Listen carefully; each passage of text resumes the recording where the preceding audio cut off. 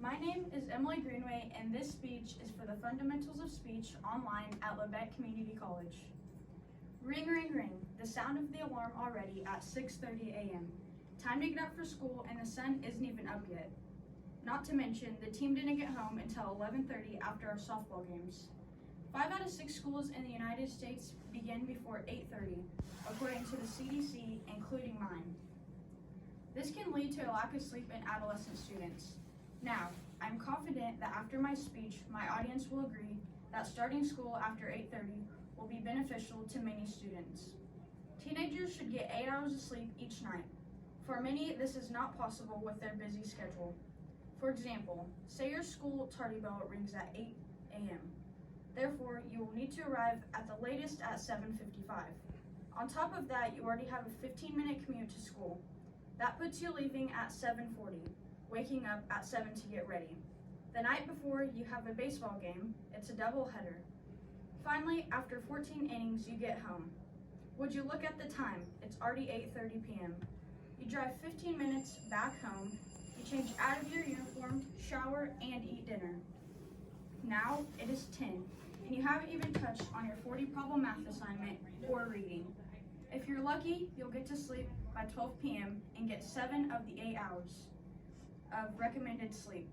But maybe you're not an athlete. Maybe you're studying for your ACT, working on a big project and coming up on the due date, or preparing for a big speech presentation the next day.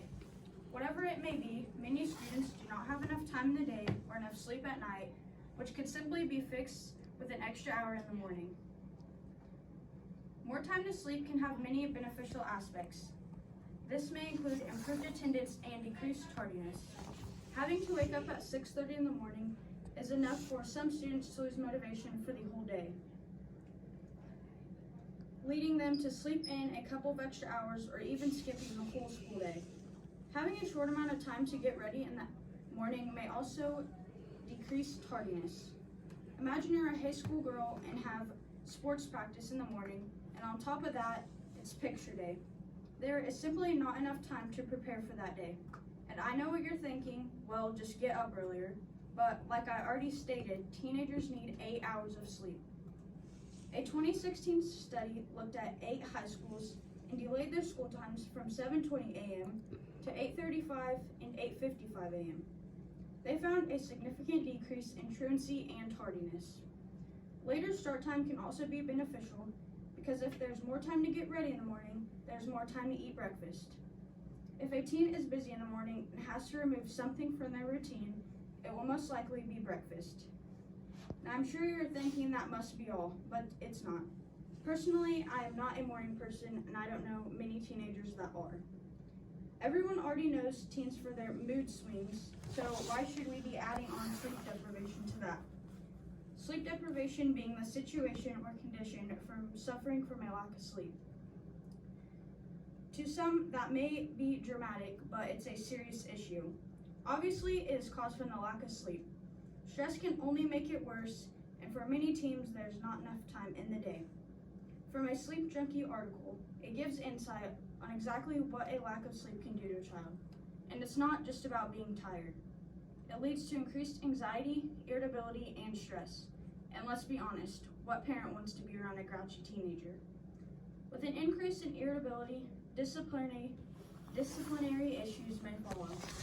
I'm sure everyone has experienced the grouchy tiredness, whether it be from someone else or yourself. Lack of sleep can lead to more angry outbursts and disciplinary issues. The extra time in the morning can be an easy fix and quite frankly beneficial to everyone. Teachers, teens, and parents. By now you can tell all of the negative effects a lack of sleep can cause, but one that has not been mentioned is drowsy driving. Driving is already dangerous enough for teenagers, especially with those who mature later. The risk of car accidents is the highest among the age group 15 to 18. This group alone makes up for 20% of all car accidents. It is the highest among the ages. Drowsiness causes 1 in 10 car crashes and 27% of these with teenagers.